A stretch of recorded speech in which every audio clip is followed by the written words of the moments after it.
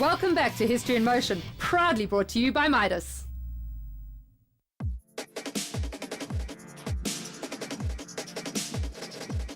This week on our Most Wanted feature, we have a look at the iconic Mini Cooper. And what's not to want? The British icon of the 60s was voted the second most influential car of the 20th century, second only to the Ford Model T. The Mini Cooper and Cooper S were very successful racing and rally cars, not to mention the Mini's starring role in the Italian Job. Next up, we have the SKF Legend production cars and Little Giants, and it's going to be interesting to see how the big V8 machines handle the tight, twisty track when paired up with the lighter, more nimble Little Giants.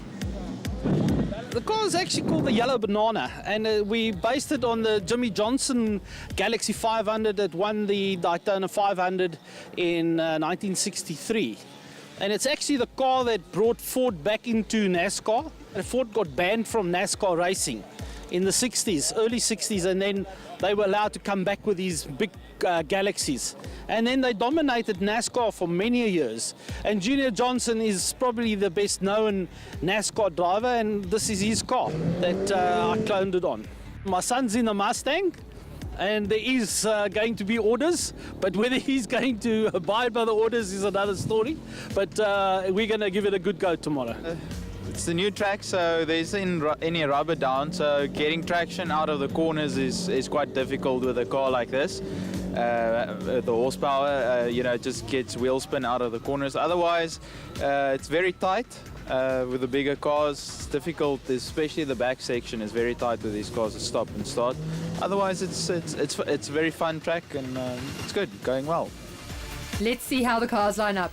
Jonathan Dutoy in his Chev Nova is in pole position, with the Mustang of Franco Scribanti qualifying just 900ths of a second behind him. The little Alpha of Clive Densham is in 5th position in amongst the big muscle cars, and Frank Copping in his lovely Renault Dauphine is in 10th. A rolling start for the SKF Pre 66 Legend production cars and Little Giants. Dutoy keeps the lead, but Scribante is glued to his bumper as they go around turn 1. Up the hill they climb. Chev Nova ahead of Ford Mustang, with the second Mustang of Van Niekerk trailing behind. Clive Densham in the red Alpha is ahead of the smoky Unique Chevelle with Mark Dutoy at the wheel. Further back, Frank Copping is fending off John McCurcher in the silver 718 Porsche and Steve Tritter in the GSM Dart. Behind them is the 139 Alfa Romeo Jr. of Stephen Herman, followed by the similar machine of Kieran Helen. Down the sweeping left-hander, Dutoy leads Scribanti. Holding a defensive line, Dutoy hugs the inside of the bend. Behind them, we see Ferdy van Niekerk Jr. lock up his Mustang, but he manages to keep it on track. On board with Clive Densham, and we see van Niekerk slowing. Obviously something is very wrong with that car, and it doesn't look like he's going to be going much further. Van Niekerk runs slowly down the side of the track, and he pulls the car over. His rear brake disc has exploded, and his race is over before it's even begun. The leaders are pushing hard into turn 1, Scribanti applying the pressure to Dutoy, and he takes the outside line, locking up slightly. That doesn't deter him though, and he keeps the power down round turn 1 and drives round the outside of Dutoy. Scribanti gets the drive up the hill and moves into the lead. Great driving there from Scribanti, and a brave move in the big Mustang. Into the corkscrew, and Dutoy will be trying to figure out what just happened as the Mustang begins to pull a bit of a gap.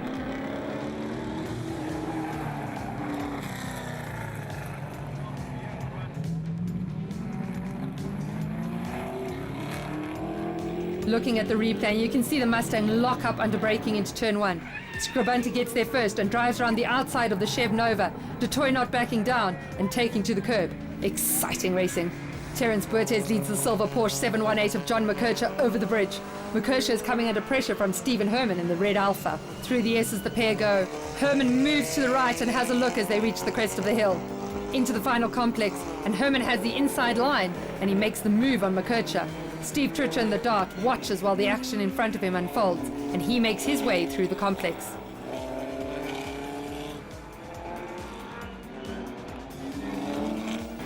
John McCurcher hasn't let Steve Herman get away, and he comes back at him at the bottom of the hill, and he looks to take the position back.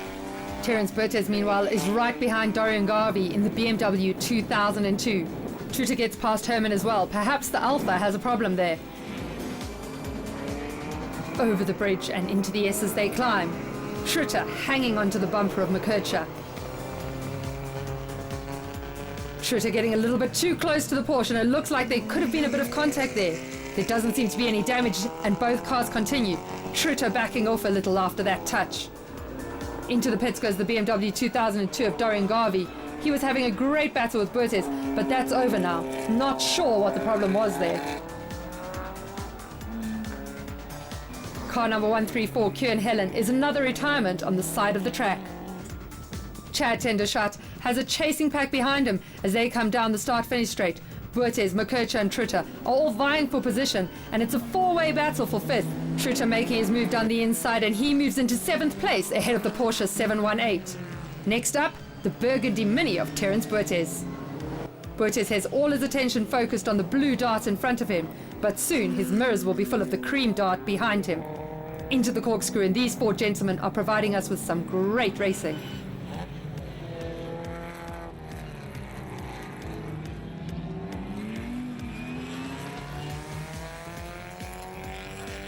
On board with Chad Tendershot as he heads down the sweeping left-hander. The Mini of Terence Bertes comes flying past him on the right, carrying some great speed down the hill, and Bertes moves up a position. Deschata keeps the power down and tries to stay with the Mini. Into the left-hander and past the stranded car of Fanikek they go. Over the bridge.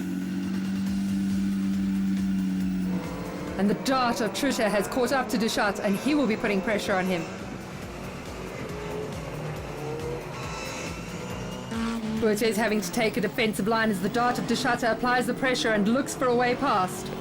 Into the corkscrew, the pair drop. Chad 10 pushing really hard, looking for any way past the Mini. The pair power up the hill and head for the hairpin.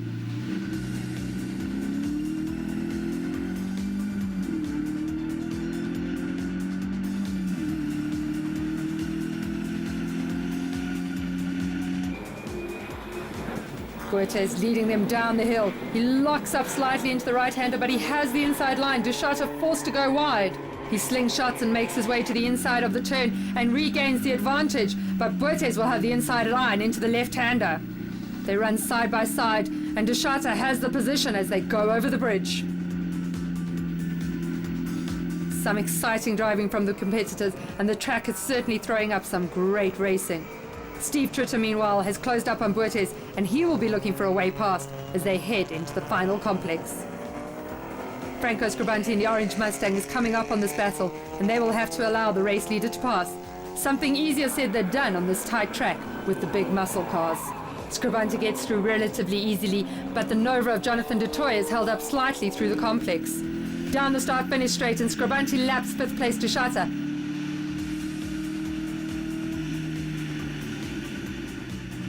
Jonathan Dutoy in the Chev Nova comes past as well and barrels into turn 1, trying to get back up to the Mustang. Great shot from the driver's point of view as Deschata climbs up to the first blind rise of the track. Franco Scribanti comes through the double right-hander of the final complex for the last time as he comes round to complete his final lap and take the checkered flag in race 1 of the Pre-66 Legend production cars and Little Giants.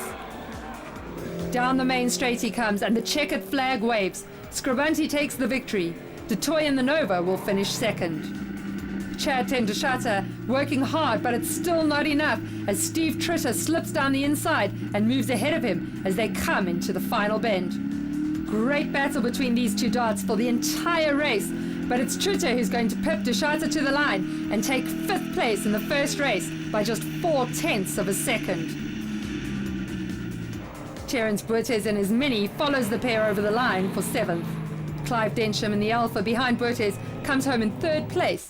A great race for him. Franco Scribanti taking the victory by 3.2 seconds from Jonathan Dutoy.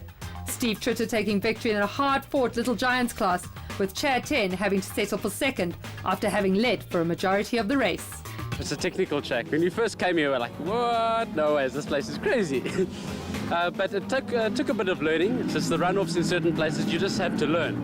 It's just with 15 directional changes, it's tricky. But once you have it in the small car, you go very well. I mean, through the top sections, the big sports cars, they have nothing. Because I go through, I'm faster than them in the slow sections because of the good handling. Race 2 of the SKF Pre 66 Legend production cars and Little Giants is underway here at Dezzi Raceway, and the drivers are raring to go. Scribunti gets a great start and leads the field into turn 1. Clive Densham manages to stay ahead of the big Chevelle of Marc Dutoy, and the battle of the Little Giants resumes. Up the hill and round the right-hander, the field are slightly spread out. On board with Chad Tendershot and the GSM Dart as he watches the big Chevelle try to keep up with the light, nimble Alpha of Densham.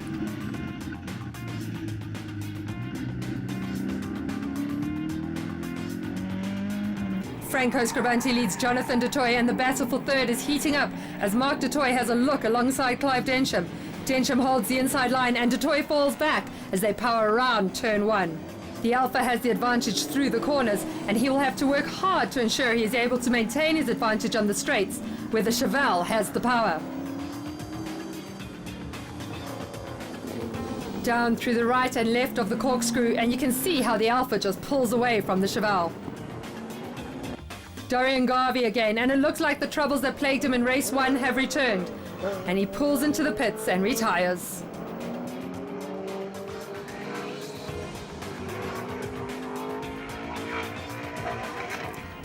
Over the bridge and into the S's, Densham leads the big Chevelle.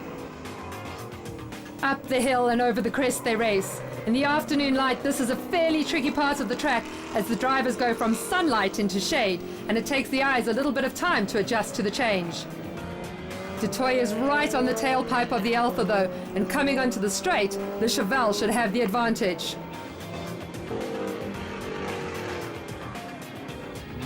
Dutoy pulls up alongside the Alpha on the straight, but Densham knows what he needs to do, and that is hug the inside line. Densham keeps it planted and leads the Chevelle into turn 1. But the Chevelle is closing. Up the hill and into the right-hander. And Marc Dutoy thinks about having a look down the inside, but he's not quite close enough at the moment. Densham also knows how to make the small Alpha very wide as he defends his position. Frank Copping is going to have his mirrors full of the battle for third shortly as Densham and Dutoy come up to lap the Renault Dauphine.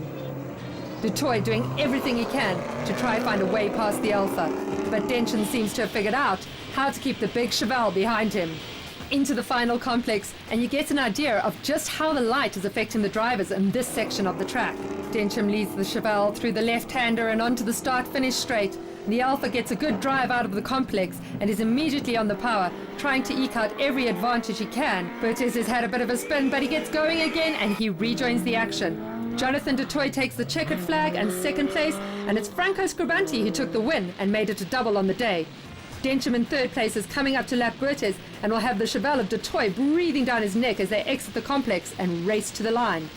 The battle for third is going to be a close one.